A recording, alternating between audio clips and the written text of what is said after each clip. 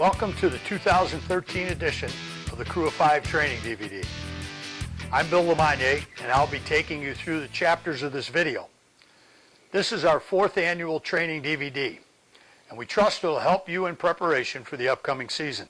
We've taken a slightly different approach this season by continuing the category breakdown of the plays and adding a new feature, a game review. The purpose of this game review is for you and your crew to use as a model on breaking down your own game film, challenging yourself and each other to raise the bar on your game performance. We trust you'll get something out of this chapter. Let me take a moment and thank Jamie Nicholson of VidCam Productions for his work in filming the games where these plays have been taken from. The quality of his video has gotten better each year and provided us some great footage to dissect, analyze, and discuss. Also new to the production is Tim Kiefer, a respected Illinois High School Association state final official and member of the Midwest Football Officiating Alliance Division III officiating staff. Tim's work in editing this year's video has brought it to an all-time new level. Take some time to visit our webpage, officiallyspeaking.com, where you'll find an array of instructional videos to strengthen your individual and crew performance. Please keep in mind that the purpose of this video is to stimulate discussion. You may not always agree with the comments or suggestions, and that's all right. The key thing is for you, your crew, or your association to be challenged and agree on what works best for your officiating success. Our goal is to present you with what we call the best practices of football officiating. You'll see examples of excellently officiated plays. You'll also see examples of plays that weren't officiated at the best level. It's not our intent to single out any specific official or evaluate their individual performance. Each of us should be able to picture ourselves in the same position or making the same mistake. We've all been there and done it at some time in our careers. The key to watching any play is to analyze the play for why it worked or why it didn't. Just saying the call is right or wrong won't help you make the call right in the fall. Put yourself on the field, responsible for the call.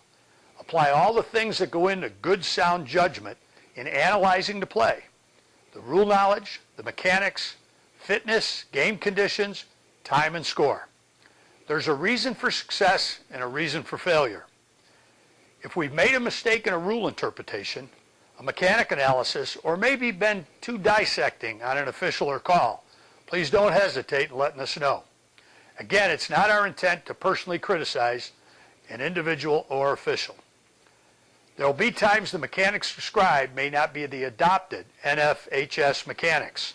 Several states, including the video on this DVD, use experimental or adopted mechanics differing from the NFHS. This will be especially true in the chapter on free kicks, where the umpire, line judge, or back judge may be in non-traditional positions from the NFHS. We trust you'll find the DVD a valuable tool in preparing for the 2013 season. If you're like most officials, you can't wait for the season to kick off. It's the best place to be on a Friday night or Saturday afternoon. Thanks for being one of the guardians of the game. Best wishes for another outstanding season.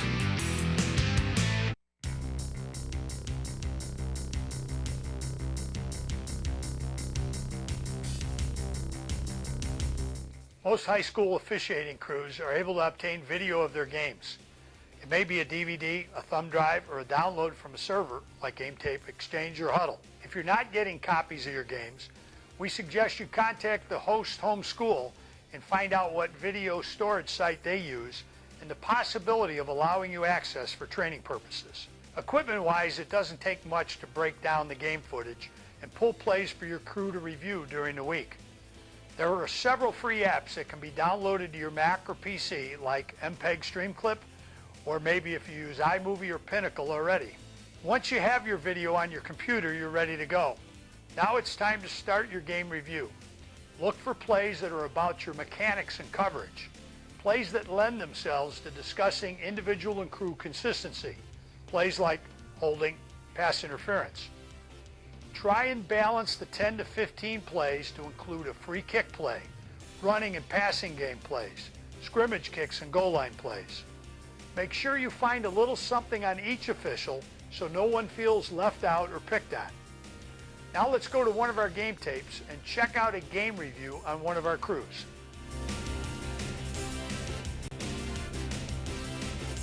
This is an interesting play where the line judge rules the runner has lost control of his forward movement and he has progress for about a 2-yard gain. The runner is hit and driven back, losing his temporary control, but he breaks free for an instant and takes a step to try and continue to run. Did Team B really have the runner wrapped up? Was the runner under his control or Team B's control? After the play, the referee goes to the line judge and questions his progress spot. The line judge gives in and the referee rules a loss on the play. It's an interesting scenario. For the referee to do this, he must be 200% sure he saw the entire play to take the line judge off this call.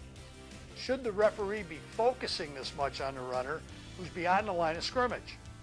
It's a great discussion play for your crew to review. There's an argument for both sides on this one, so you make the call.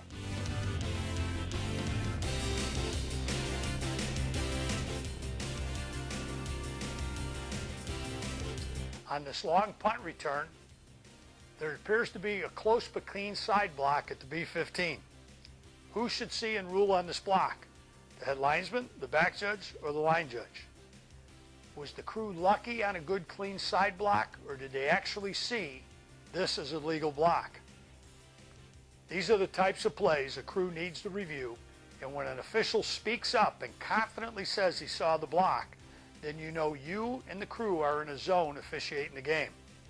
If you got lucky, then your crew needs to figure out why they didn't see the block and how they'll move forward the next time it happens. Because it will happen again. Overall, pretty nice job by this crew on this punt return with reverse mechanics and coverage. Probably a good no call on the line judge side of the field for a suspect hold by Team B as they go 2-on-1 to tie up the gunner at the bottom of the screen. It's a 2-on-1 blocking situation, and the kick is shanked out of bounds to the head linesman's side of the field.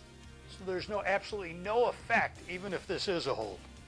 The other mechanical question has to do with the mechanics used by the referee in the wing to line up the punt that goes out of bounds. It appears this crew is ready on how to handle this situation as the head linesman looks back to the referee, raises his hand, and comes back towards the referee and stops at a point when the referee drops him.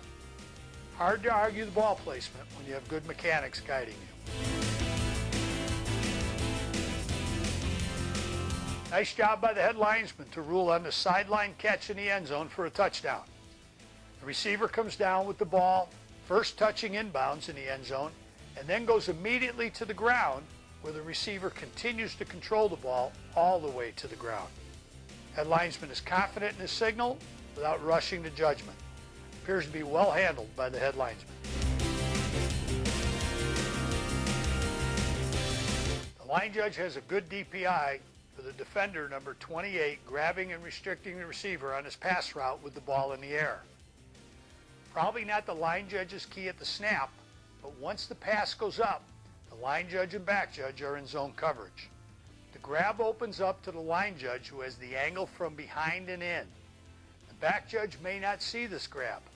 This is an example of moving from keys to zone coverage. Angles are everything in pass interference situations.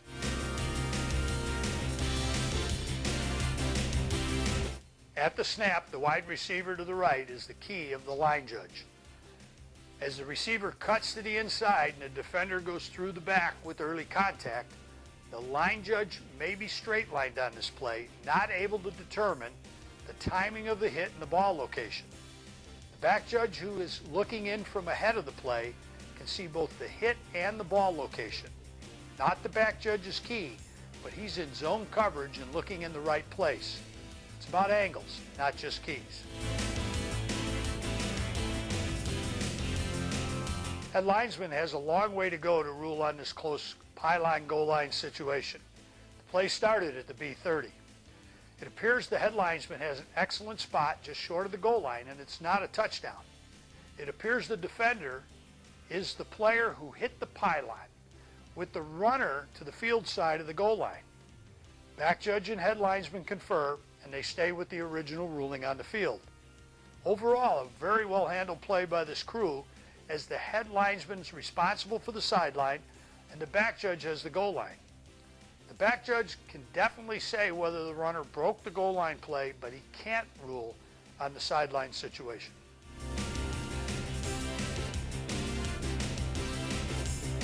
Toward the end of the first half, Team A has a 3rd and 6 with the line to gain at the 32-yard line. The Team A coach immediately calls for a timeout to stop the clock. Line judge is on his game and alert to the time and game situation. This is one way of demonstrating how to raise your game.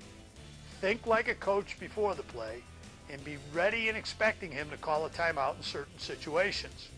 A couple of seconds can make the difference between another play or two and whether a team gets a chance to score or not. Well-handled game situation by this line judge.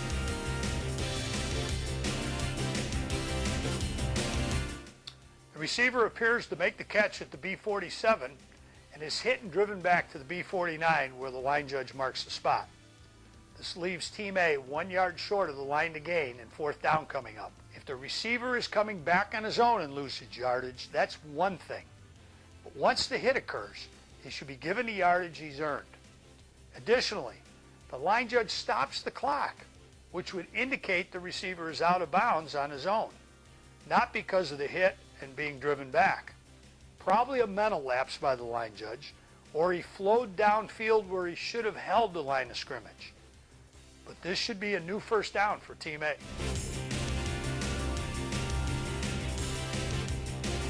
2nd and 7 with the line to gain at the A46. You can debate the progress spot, but the bottom line is that the ball spotted at or beyond the front edge of the A46 is a new 1st down. The referee takes a look, and after the umpire spots the ball, he signals a new 1st down for Team A without doing a measurement. Well handled, and simply the crew made it easy for themselves by using the front edge of a line.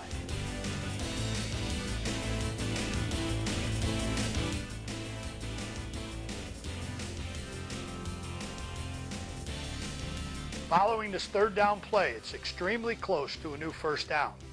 The referee almost signals a new 1st down, but then decides to bring the chains in for a measurement. Time and score may dictate the need for measuring, so at this point in the game, it's not a bad idea. Following the measurement, Team A is short of the line to gain by inches. Team A wants to go for it on 4th down following the measurement. You initially don't see the head linesman in the picture as he was resetting his chains and not back in position. Head linesman just gets into position and the ball is snapped. We aren't sure what the head linesman has a flag for, but after talking with his referee, he opts to pick up his flag. Referees, make sure your crew is ready, especially the head linesman after a measurement. Tough day at the office, a flag pickup, an unsportsmanlike conduct on the coach, 2 sideline interference calls. Maybe Federation should let the head linesman and line judge switch sides at halftime.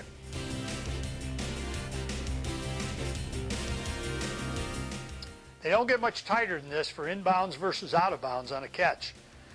The line judge rules the receiver is out of bounds with his first contact to the ground. It appears the receiver controls the pass and survives the ground, but isn't quite able to drag the toe inbounds at the sideline. The line judge did a nice job of flowing and stopping and giving himself the right space to settle in and focus on the call. Handled well, even though the receiver isn't happy with his decision.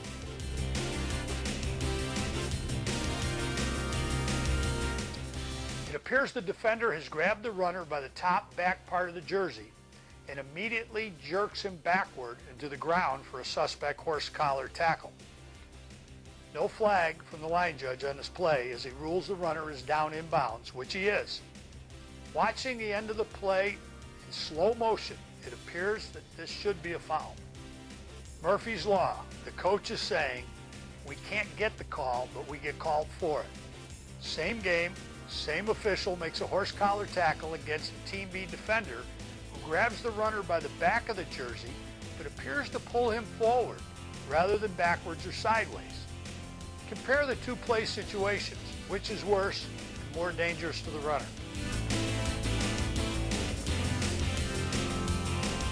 One of the real inequities of Federation penalty enforcement is the spot foul behind the line of scrimmage. The Team A left tackle is called for holding, a grab and restrict situation, 8 yards behind the line of scrimmage. Following the 10-yard penalty, the gross loss is 18 yards behind the original line of scrimmage. Convicted felons have received lighter sentences. You can debate the rule, like it, dislike it, but that's the enforcement. Same goes for sacking a quarterback by the face mask for a 15-yard loss. Basically, Team A gets the play over from the previous spot. That's equivalent to time served in the criminal justice system.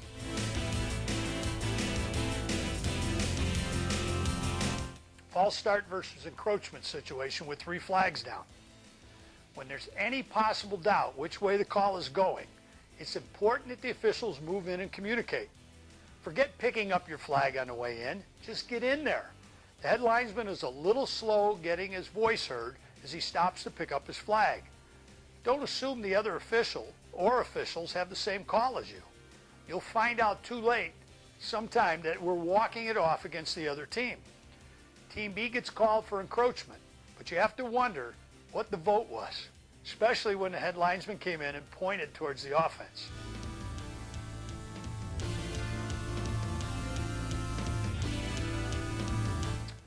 Another example of a good false start call on a back who blows the snap count and moves early. Overall, we've done a good job on shutting these situations down and not letting the back or end reset. Keep it up. This will prevent you from something worse happening that will make a no-win situation for you or your crew.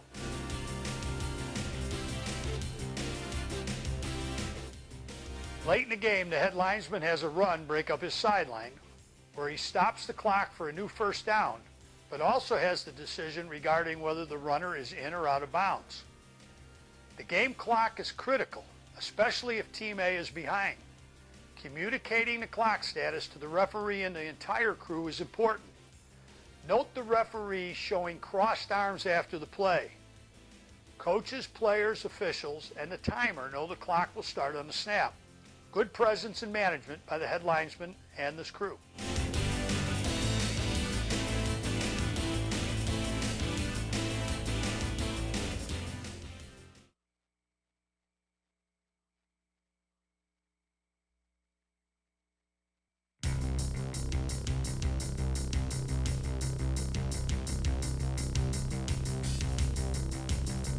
Long punt rolls down to the 3-yard line where Team A downs the punt. Both the back judge and head linesman do a nice job hustling over and covering the punt. Line judge and umpire have cleanup coverage between the ball and beyond the line of scrimmage. Referee has cleanup of all players in and around the neutral zone, especially after the umpire turns to help with things downfield. Recommend the referee work deeper and on a 45-degree angle to the snapper.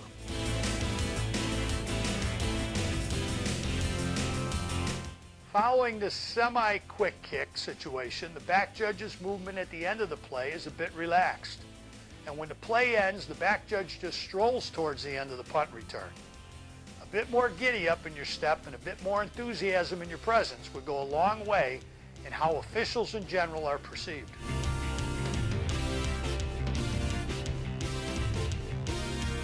Number 7 of the receiving team makes a valid or invalid signal for a fair catch on this punt play. It appears the back judge correctly shuts the play down when Team B gains possession of the kick. The receiver runs about 5 yards with the ball following the catch. The head linesman flags the Team B runner for delay of game. It's a good shutdown following the fair catch signal, but discuss the delay of game flag. Solid call, or one you can pass on and talk to. Seems like most everyone else stopped on the whistle. No advantage was gained.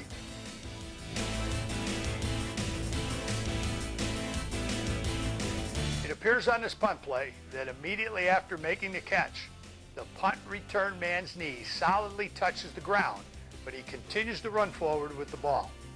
No call is made by the back judge, who after the tackle is made appears to be looking to the head linesman for help. The head linesman or line judge can make this call if they know the runner's knee is down. Back judge, was it your position? Was it your mechanics that caused this? Trying to figure out why it worked or why it didn't work is the key to avoiding it happening again.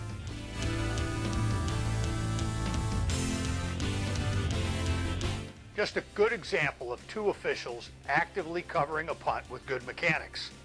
The line judge at the snap pauses to read the play and then moves quickly but under control down the sideline to cover the players around where the punt comes down.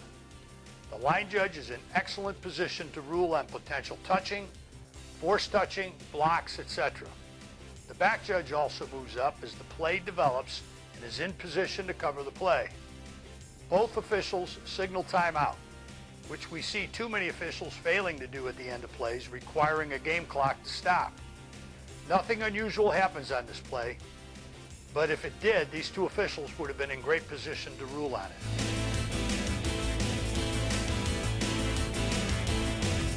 On this PAT attempt from the B3, the kick hits the left upright and then bounces across in between the uprights for a successful PAT kick attempt.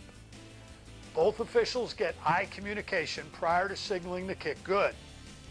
Both officials be ready to communicate and help to make sure the right ruling is made on a kick that strikes an upright or the crossbar.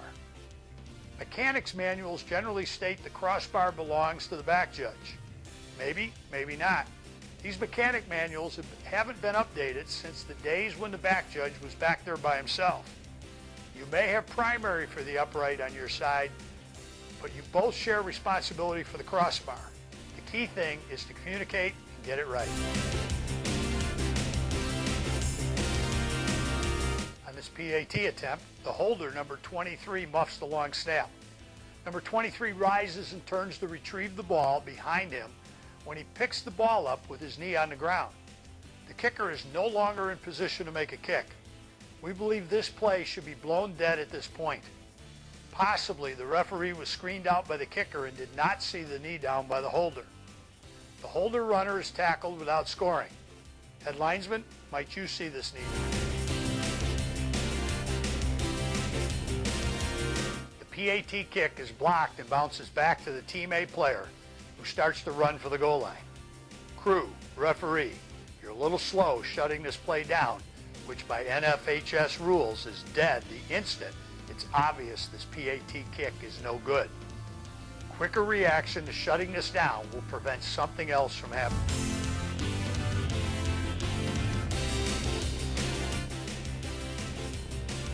Nice piece of officiating by the line judge to get this block in the back by the teammate player on this two-point PAT attempt. The holder is live and legal by rising from the ground to pitch past the ball forward to an eligible teammate. Excellent focus by the line judge to have the runner at the goal line and the block in the back. This 10-yard enforcement from the spot of the foul goes from the B1 right hash to the B11 right hash, not the middle of the field. The new snap should be from the right hash. Team A does not get the option to reset the snap to the middle of the field.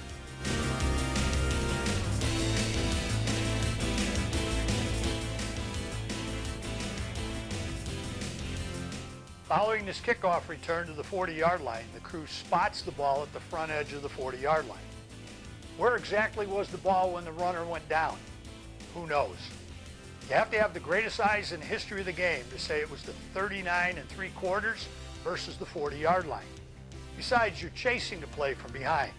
You honestly have no idea of the specific spot. So make it easy on yourself and the crew. Mark the new first down at the front edge of a line. It will minimize the number of times you have to bring the chains in for a measurement, especially on these well-marked fields that most schools have. In the red zone, going in or coming out, play it straight up. But in other new first down situations, do yourself and your crew a favor, use an edge of a line.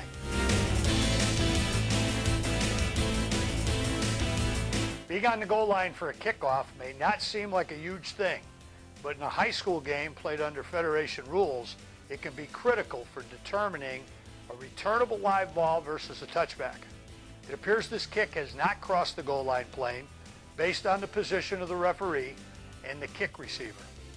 Also, when this runner attempts a possible handoff to the teammate, the referee is in perfect position to rule on the legality of a forward versus backward handoff. Being there sells the call. Not being there puts doubt in the coach's mind, no matter which way you end up ruling it. On this pooch kick, number 24 on the receiving team decides to take a knee after catching the ball. There is slight contact by a kicking team member and number 24. Good no call, not a foul. Number 34, a teammate of number 24, actually blocks or pushes the opponent into number 24. Had an official thrown a flag for this contact, we trust another official would have stepped in and taken him off the call due to the contact by number 34. No question we have a fumble on this kickoff return up the head linesman's sideline. The tough thing is who has the ball at the bottom of the scrum. If you don't know who has possession, then we're in the survival of the fittest mentality. The head linesman has stopped the clock when he's sure the ball is in the pile of players, and now he and the crew try to unwrap the mass of humanity. Whoever has the ball at this point gets to keep it. Those officials not in the pile need to move in, get other players away, and maintain order. It appears the receiving team has the ball at the end of the scrum. Both teams seem content with that. As officials, though, the head linesman and referee should be signaling team possession, even if it was obvious with no conflict. This pooch kick comes down at the receiver's 35-yard line with the kicking team closer to the ball than the receiving team. Number 24 on the receiving team actually looks like he pulled up and tried to stop. Number 3 of the kicking team possesses the kick at the 33-yard line. With the possession of the kick and the play becoming dead, there's no advance by the kicking team. The umpire coming down stops at the 33-yard line and drops a beanbag. No beanbag is needed. This is legal touching and a recovery. Just shut the play down and signal the ball belongs to the kicking team. Number 3 falls to the ground forward at the 30-yard line, where the line judge marks the spot, but then defers to the umpire at the 33.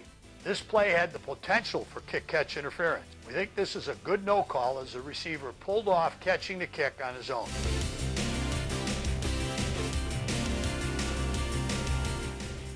Team A executes a surprise onside kick.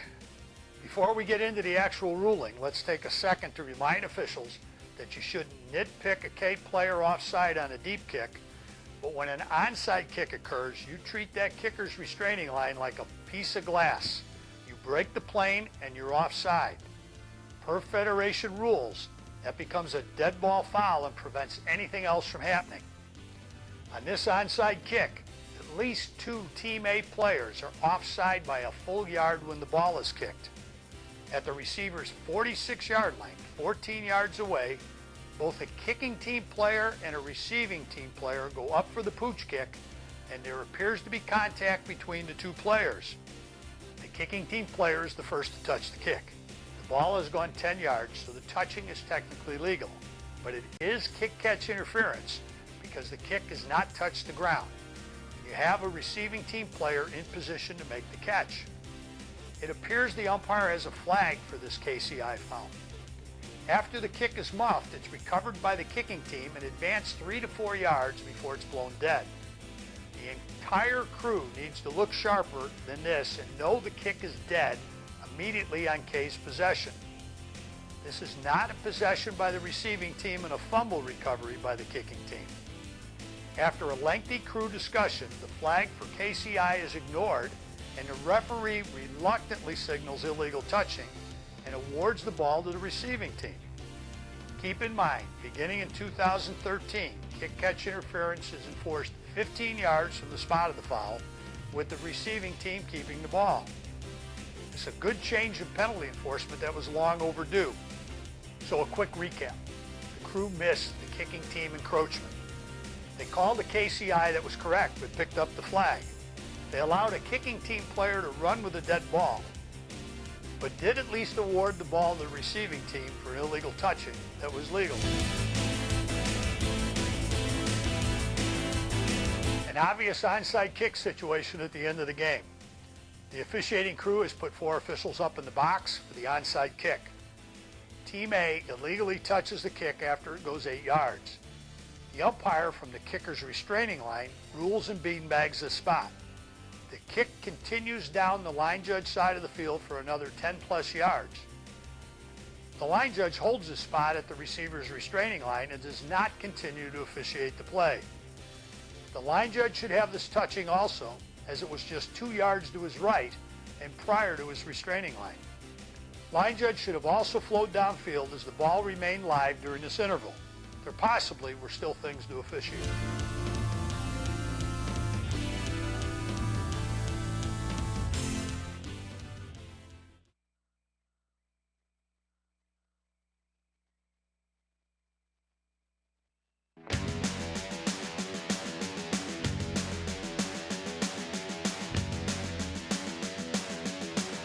Number 7 on Team B and number 38 on Team A are a bit hyper at the end of this play.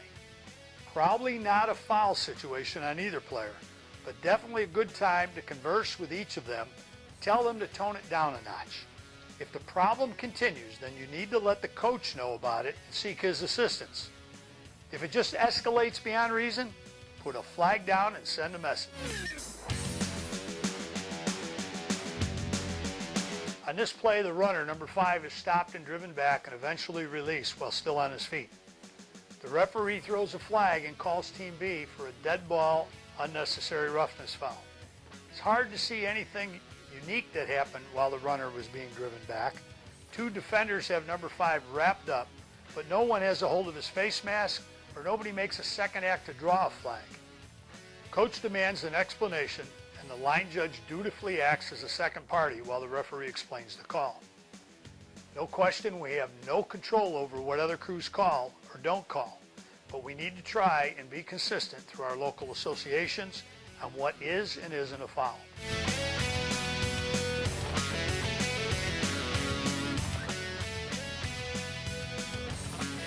After the Knicks play ends, number 7 pushes his opponent.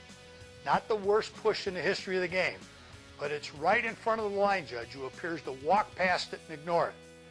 If you haven't done it yet, it's time to talk to his coach or walk number 7 over to his coach and let number 7 hear your comments regarding potential penalties that'll hurt his team. Involving the coaches is critical, because when you eventually flag number 7, the first thing the coach will say is, "Why didn't you tell me he was on the edge?" He really knew it, but he's not letting you off the hook that easy. Number 52 on Team B makes a good play, sacking the runner for a 3-yard loss. Crew gets on their whistles and shuts the play down when it's apparent the runner is not under his own control. Question: should number 52 let up sooner, or is this a second act to throw the runner to the ground nearly 5 yards further back from where the 3-yard progress loss was spotted? It appears the second action was unnecessary, and a late hit UNR foul situation would be appropriate.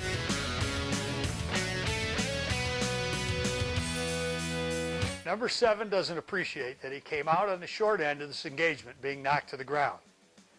As he and as an opponent roll over, number 7 gives a shot or two across the head of number 32.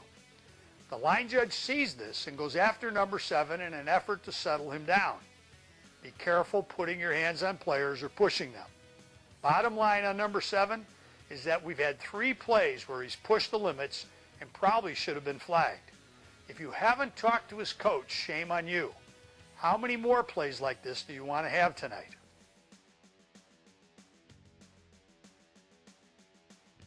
Emotions are still running pretty high at the end of this game as number 35 on Team B and his opponent wrestle on the ground away from the play at the top of the screen.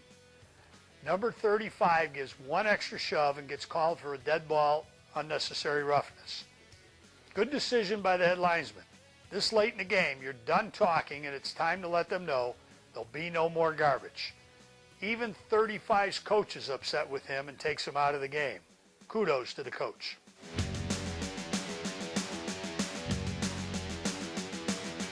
The referee has had enough of number 7's antics. He flags number 7 for a dead ball, unnecessary roughness foul. Probably the least thing number 7 has done tonight. Coach is upset with the call. He wants to know what he did and why. My guess is, to this point, not one official has spoken to him about helping with number 7. I don't feel sorry in the least for the flag on number 7, but this could have been avoided a while ago with better sideline communication with the coach and/or an earlier flag. A correct call by the referee for roughing the passer. The defender takes 2 or more steps before knocking the quarterback down. Line judge. It appears the defender goes high on the pass receiver, hitting him helmet to helmet. No call is made for this high hit. Defender number 4 needs to play the game lower, not up at the head of his opponent.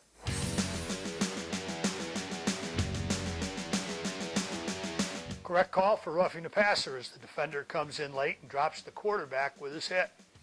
The pass is clearly away and the defender takes 2 or more steps with solid contact. The referee actually signals that the contact was to the head. Looking at the play in slow motion, the defender may dip his helmet on the quarterback and he pushes him to the ground.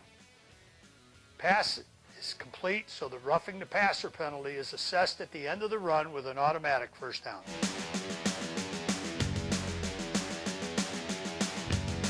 It appears the defender takes 2 or more steps after the pass and drills the quarterback. No call is made for roughing the passer.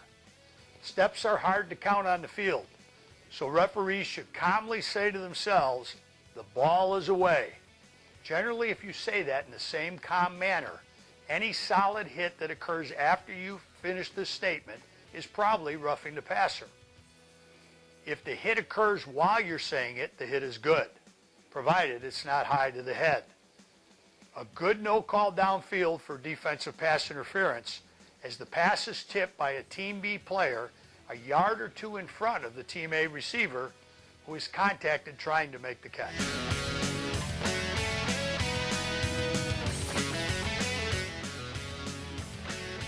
The head linesman calls the defender for a hit to the receiver's head. This is a good job of continuing to officiate after the pass is incomplete. Too often we're concerned with getting a ball or other duties instead of continuing to watch players. The receiver does dip down, but it appears the defender uses the crown of his helmet in this contact on the receiver. Calls like this need to be supported 200%.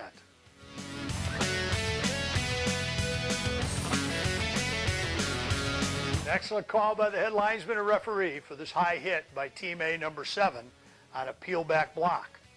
Number 7 sends a red flag alert as he begins targeting his opponent and leaves his feet with a launch. This is a great call by the head linesman who has the runner threatening his sideline with a potential tackle. It would be an easy miss for the head linesman or referee who is coming in from the opposite side of the field. Possible additional help needs to come from the umpire and back judge, who should be watching point of attack action on this play. This is a huge player safety situation which we can't afford not to see in flag.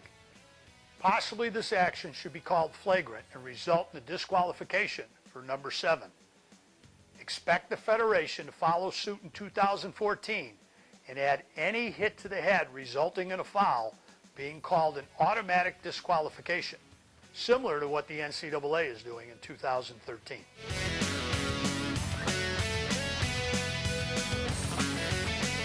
After you've called a high hit, coaches will ask and challenge you, what's my player supposed to do? Here's the answer in a video example. Play the game lower or avoid the contact altogether. Number 20 does exactly that, as this pass is obviously overthrown, and number 20 for a split second has to make a decision to put a shot on the receiver or let up and avoid the hit. Outstanding athletes can make outstanding decisions and plays in a split second. Nice job by number 20 in avoiding this unnecessary hit. Back judge, line judge, you get the chance to reinforce this with a little positive feedback. Let number 20 and his coach know that was a good choice. They'll appreciate the positive reinforcement, and maybe it will keep number 20 from doing it different the next time. Another situation where we have the lineman possibly too far off the line of scrimmage. We've got to talk to players and coaches about problems like this. After the pass completion, it appears the receiver runner is pulled down by a horse collar tackle. Defender number 8 appears to grab the runner at the back of the jersey in the neck area and turn and jerk the runner down to the ground. No call by the line judge, who gets himself in too close to the action at the end of the play. Possibly staying back 3 to 5 yards would allow for a better view of this tackling action.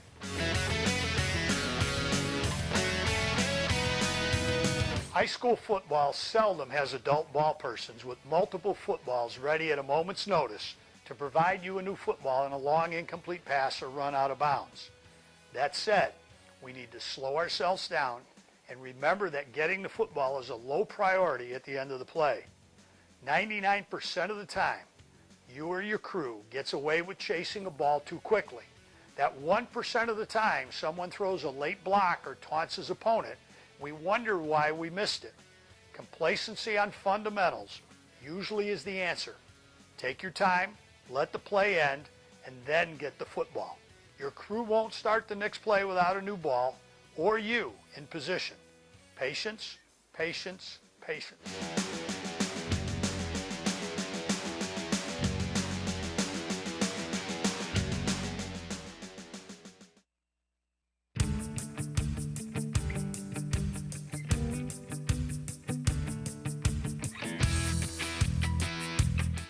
The ball is snapped from the B15 yard line and the quarterback scrambles to throw a pass into the end zone for an obvious touchdown. The line judge correctly held without flowing too far downfield. The back judge is on or near the end line because the receivers are all through the end zone running routes. When the touchdown catch is made, neither the line judge nor the back judge are anywhere near the goal line. The line judge signals by pointing at the back judge. Why? The back judge runs up to the goal line before signaling the touchdown. This play is so obvious that both the back judge and line judge should just signal the touchdown from where they are. What does the point accomplish? Acknowledge the obvious. This is a touchdown. This play starts from the B28 with the Team A runner angling to the end zone to the line judge side of the field. Excellent mechanics from the back judge to rotate across the goal line and covering this play. The runner goes in untouched and really not threatened from the sideline or the pylon. But this movement is exactly what's needed for the line judge and back judge to box the play in and make the right call. Whether or not the line judge comes all the way to the goal line to signal touchdown is a minor debate. The back judge has already signaled and is getting the ball by the time the line judge gets there. The ball is snapped just inside the 2-yard line and a runner goes into the end zone for a touchdown. The umpire has another signal to let the wings know that this is a touchdown. Eliminate the umpire's secret signals for touchdowns. They're not a secret. And your first time your wings make a call at the goal line opposing your signal, the coaches will know. First, let the wings do their job. Your job, if it's a close play and a pileup, is to just find the ball and secure it. On this play, the wings shouldn't need any help, let alone a signal from the umpire. Team A has the ball just inside the B10 yard line. The umpire makes his final pre-snap adjustment to the B3. The run goes up the middle and directly at the umpire, who actually gets contacted by the runner or tackler or both. He jumps back and ends up right on the goal line where the runner is going down. Umpires, read the play and drop step to the side, away from the action. Never end up on or within a yard of the goal line. The head linesman and line judge have a tough enough time seeing through mazes of players without having the umpire block their view.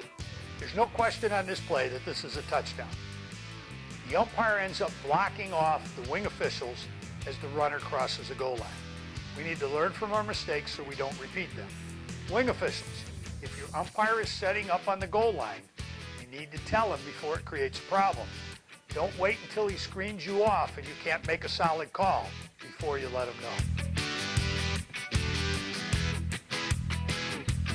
Ball is snapped from the B12 on the left hash near the head linesman's side. The runner heads right for the goal line pylon on the line judge side of the field, where he goes inside the pylon to score a touchdown. The line judge is at the goal line, but too close to the pylon and sideline.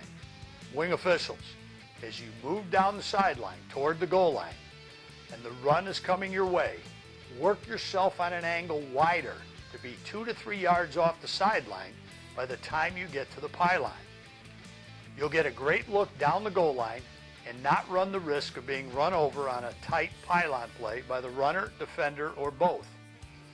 Note the back judge who's hustling forward trying to get to the goal line. With the ball snapped from the B12, this isn't going to always happen.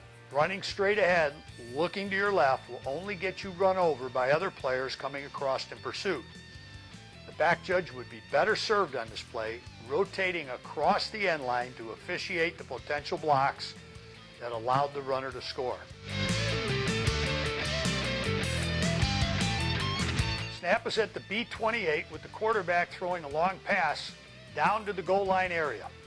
The head linesman has a long run getting down to cover the play, and the back judge is coming across to the side zone area but needs to be on the goal line to rule on whether this is a touchdown or short.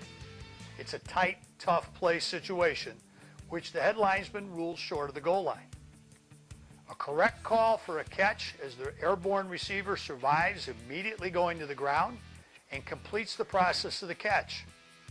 The back judge may not be able to see the ball, but as the receiver turns away from him, this progress spot is really difficult for the head linesman coming in from a long way. The head linesman holds his spot at the half-yard line where the ball is now spotted. Neither official stopped the clock for a new first down, but with the goal line progress spot on their mind, we're sure it was just an oversight.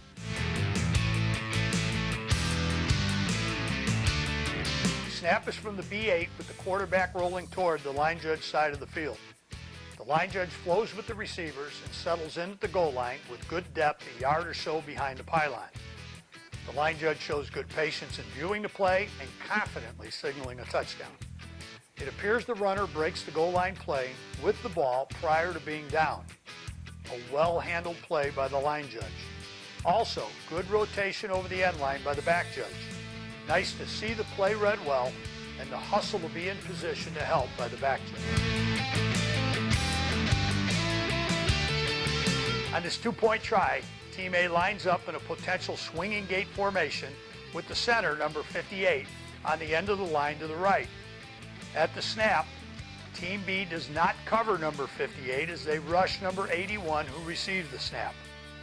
Number 58 runs into the end zone where he catches the pass for an apparent two-point conversion. The covering officials signal to try good. The officials get together and talk and eventually take the points off the board. This took nearly 2.5 minutes, including a conference with the coach and a second crew conference to figure out what to call. Illegal touching, ineligible downfield, offensive pass interference. The crew decides to go with offensive pass interference, which in 2012 included a loss of down penalty, which would end the try. Beginning in 2013, this would not be included as a loss of down foul. Smart move then would be to go with the illegal touching and loss of down foul. Good play to review and discuss and take less time to resolve than 2.5 minutes. Bottom line, the score of 11-6 is now 9-6, which is the key thing to get right. The call for offensive pass interference was incorrect. This is not an offensive pass interference foul.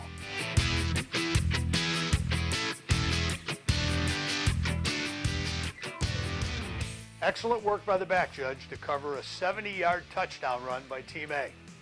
Not only is the back judge on the goal line when the runner scores, he's moving into the side zone, the hash mark area, to cover this play.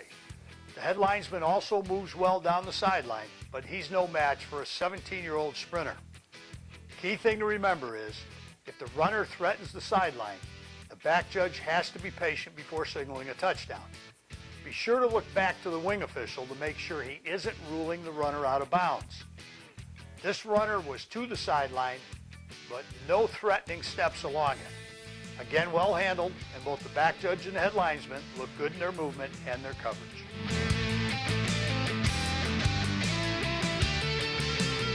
Second 9 at the B30. Team A's quarterback rolls towards the head linesman's side. Reading this, the head linesman immediately begins to sprint downfield instead of pausing and reading his potential receivers. The head linesman is to the B20 when the receiver catches the pass at the B22. Fortunately for the safety of the head linesman, he stayed ahead of the play by a few yards and avoided being run over by the receiver and defender, who go out of bounds at the B10. There's nothing wrong with working behind this play and boxing it in between the back judge and head linesman. Try not to get ahead of the play coming your way. Head linesman should have held his line of scrimmage on the quarterback rollout and then come into this play from behind.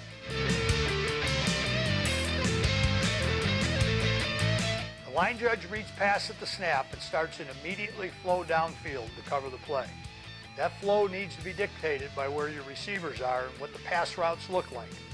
This play started at the A48, and two receivers were running drag routes to the line judge side, one at the line of scrimmage and one 8 to 9 yards downfield. The line judge ends up ahead of both of these receivers when the pass is thrown and caught 10 yards downfield. Line judge adjusts and waits for the receiver and runner, but had he held or only flowed 5 to 7 yards, he would have been in better position for the potential catch and run.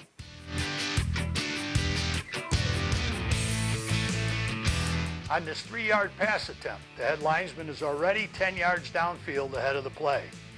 More patience in reading the play is needed. Read, react, and flow with a purpose.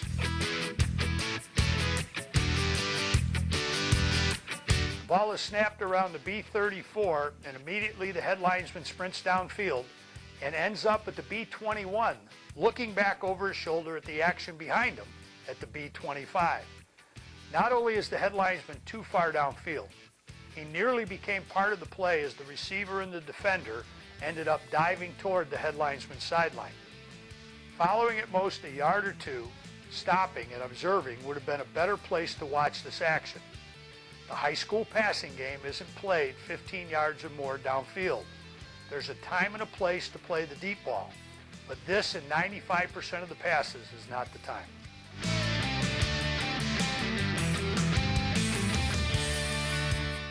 The ball is snapped from the A45 and the head linesman immediately and correctly reads pass. You'll see the head linesman begin to flow downfield immediately. We recommend when you read this play as a pass to then read your receivers and where the pass routes tentatively might go. There's absolutely no reason to end up beyond or straight line with the receivers. There's no reason to needlessly put yourself ahead of the play where you could possibly put your safety at risk. You'll see at the end of this play, the head linesman has a correct call for a face mask foul on the tackle. He's also jumping back trying to get out of the way of players threatening his sideline area. The head linesman could have taken all this action in from a safer position had he flowed and held his ground just a yard or two beyond the original line of scrimmage.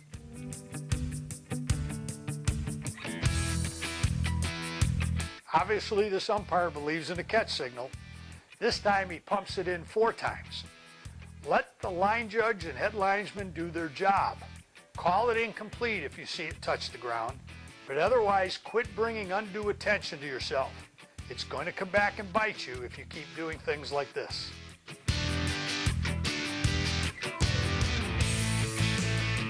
Just a reminder that the back judge is responsible for the 25-second clock and needs to visually show his count on the last 5 seconds.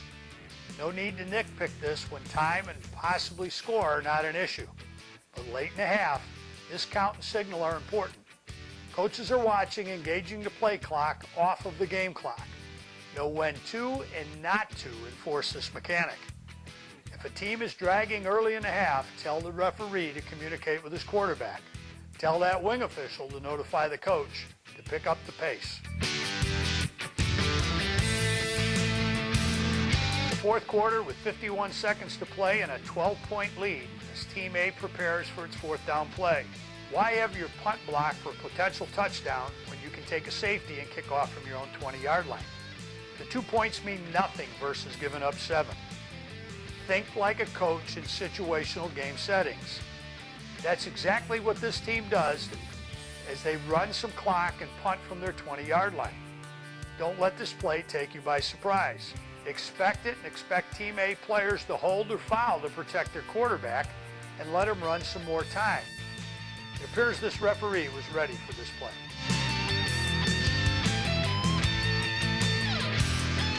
Good hustle and work by the line judge on this long pass, catch and run that goes to the B20 yard line where the runner is tackled along the sideline. As the line judge comes into the play, he's staring down at the spot instead of watching players on the ground. Also, as you come into the spot, do it watching the players in front of you. There's no need to look to the ground nor to turn back into and face the field of play when opposing players are behind you. Get the spot with your head up. You should mark it on the edge of a line anyway. Can you really say the run ended at the B10.5 or the B11 or the B10? This spot means nothing.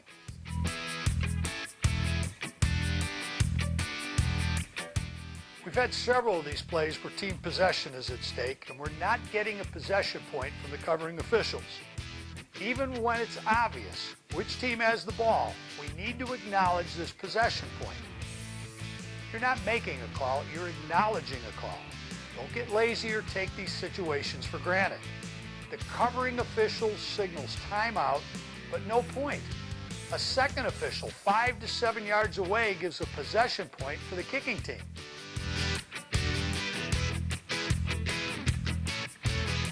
This crew needs to work on trust with each other. The umpire wants to call all the passes for the wings, and now the referee wants his turn calling this forward pass beyond the line of scrimmage an incomplete pass. It's time to get back to basics and work your area, then help out when needed. No question we have a fumble and a loose ball on this play. Head linesman, back judge have beanbags, but the head linesman over anticipates a recovery and comes in too close to the live action. The loose ball continues to be muffed downfield, and the head linesman is not in good position to keep officiating. Stay back and stay wide. There's no rush to get in the action while it's still a live ball.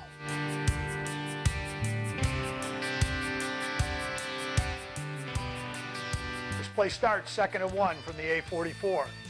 The head linesman and line judge are working with a full white line. Officiating 101 teaches us to know your down and distance every play. The runner gains 3 yards for an obvious first down. But even after the runner gets up and heads back to the huddle, we have no signal to stop the clock by the head linesman. The chains are moving before the head linesman even turns back around. Probably because the line judge killed the clock and signaled the line to gain was met. If you don't practice the fundamentals on easy plays, you won't automatically do it when it's a tough critical play with time as a factor. Know your down and distance every play.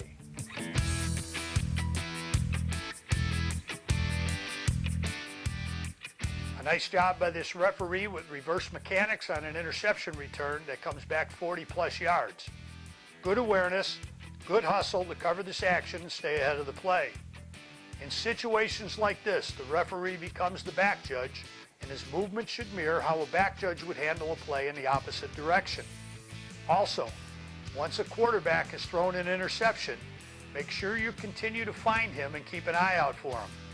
He's usually not going to be a primary tackler, so make sure some defensive end doesn't find him and needlessly light him up with a cheap shot. This play has absolutely nothing to do with officiating, but maybe the reason we're supposed to be out there, for the kids playing the game. Team A is getting waxed pretty good late in the game when their wide receiver, number 3, makes a fantastic catch going high in the air and then surviving the ground. Just a great play that would have been easy to give up on, especially when you're down 20 plus points in the fourth quarter. Keep number 3 in mind when you're wondering why we're out there doing this.